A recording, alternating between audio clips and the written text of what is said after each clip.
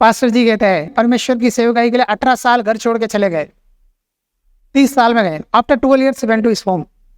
12 साल के बाद, 12 साल सेवकाई सब शिक्षा सीखने के बाद परमेश्वर ने कहा तू आंध्रा में सेवा कर। तो आंध्रा में गए।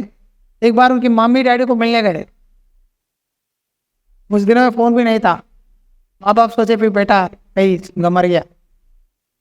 उनकी डैडी ने बोला बेटा अपने पास वो 2-3 राइस मिल है, हम बहुत अमीर लोग हैं, गांव के पटवारी हैं, हम तेरा शादी करवा देंगे, तो यहीं सेवा कर ले। उन्होंने कहा मैं शादी नहीं करूंगा डैडी, मैंने प्रभु से शादी कर लिया, यीशु मसीह मेरा डैडी है, पति सब कुछ है, मैं ब्रह्मचारी रहूंगा, सदा सेवा करूंगा। ऐसे ही रह गए। डैडी ने कहा तेरा प्रॉपर्टी घर क्या हो जाएगा, तेरा वारिस नहीं होंगे तो क्या होगा, परमेश्वर मुझे देगा, शायद मुझे फिजिकल बच्चे नहीं होंगे लेकिन आत्मिक बच्चे देगा। अभी वो नहीं है। 2012 में वो प्रभु के पास चले गए। उनकी सेवकाई अभी भी चल रहा है। उनके पास आत्मिक शिष्य चेले 1500 पास्टर्स है, 1500 चर्चेस, 1500 पास्टर्स, कई लाखों लोग विश्वासी, 1500 churches, 1500 pastors, many lakhs of people. साल में एक बार मीटिंग होती है, 25 लाख लोग आते हैं, 25 लाख लोग आते हैं। केंद्र सरकार, राष्ट्र सरकार स्पेशल ट्रेन बस डालती है उनकी सेवकाई के लिए। सोचो कितना लेवल में गया। सरकार उनके मीटिंग्स के लिए आंध्रा में 3 दिन स्पेशल ट्रेन डालती है। और एक बताओ 25 लाख लोगों को 3 दिन खाना देते हैं। एक आदमी की समर्पण, 1% डेडिकेशन, एक आदमी की समर्पण, उसने प्रभु के लिए अपना जीवन समर्पित कर दिया। इसलिए प्रभु उनकी सेवकाई को बहुत बढ़ाने लगे। आप सब लोग सामुएल की तरह नहीं हो सकते। आप अपने जगह में जो आपको प्रभु ने कहा है वो काम करो, वो काफी है। सफाई करते हो, आप अपने काम ईमानदारी से करो। आप गीत गाते हो, भजन म्यूजिक बजाते हो, दान देते हो, प्रार्थना करते हो, गीत गाते हो, जो भी करते हो आप अपनी जगह में ईमानदार रहो, वो काफी है। बस वो काफी है, ईमानदारी नहीं। छोटी बातों में गुस्सा आ जाता है, चर्च रुक जाता है। पास्टर जी हमें हमारे पास आकर माफी मांगे, हम क्यों मांगे भाई? आप ही मांगो। मुझे कुछ करने से कोई फायदा नहीं है, नो जीरो। मुझे कुछ करने से कोई फायदा नहीं। आप कुछ करो तो प्रभु को कुछ करो। आप प्रभु के लिए चर्च में आओ, प्रभु की महिमा के लिए आओ। आप इसीलिए आओ कि मैं विश्वास में बढ़ूं, मैं और बढ़ूं। एक अच्छा सेवक आपके सामने अपना जीवन समर्पण करके सारे चीजों छोड़कर इतना मेहनत कर रहा है, तो आपको सीखना है ना, समझ रहे हो ना? वेरी केयरफुल होना चाहिए।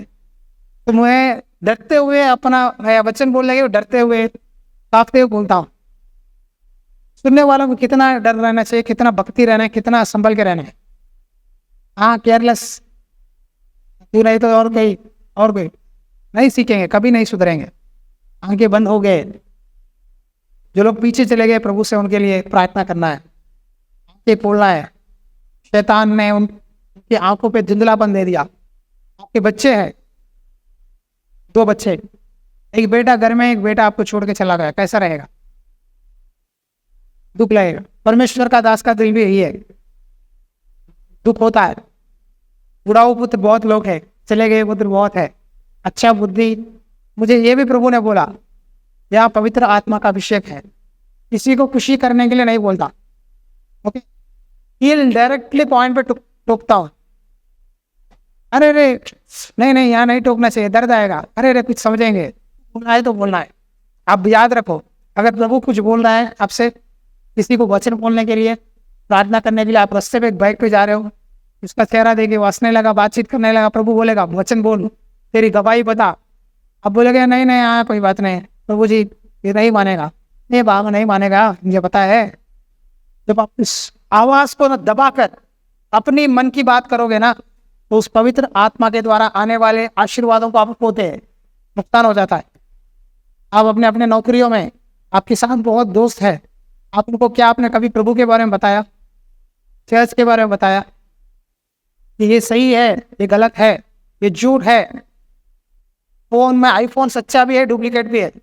आईफोन से लेकर खाने वाले बिस्कुट तक, कपड़े से लेकर कुर्सी तक, हर में सच्चा है, डुप्लीकेट भी है।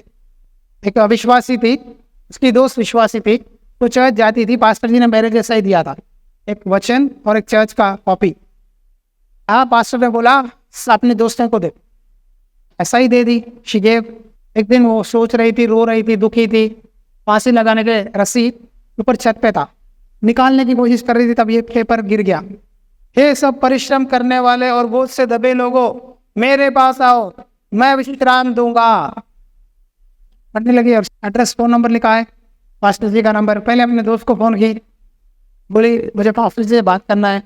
पास्टर जी ने उनको बताया, काउंसलिंग दिया, चर्च आई, सुसाइड को बंद कर दिया और भक्ति बन विश्वास में आ गई, वो भी प्रभु की चेली हो गई।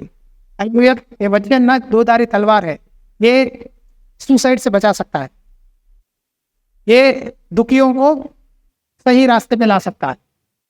तो ये आगे से आप अपने काम में कहीं भी जाओ, ये दे दो, ये आपका काम है। आप जा भी जाओ, कहीं भी आपको बातचीत करे, मुलाकात करे आज से, तब धीरे धीरे प्रभु के बारे में बताने की कोशिश करो और उनको सत्य के मार्ग पे लेके आओ।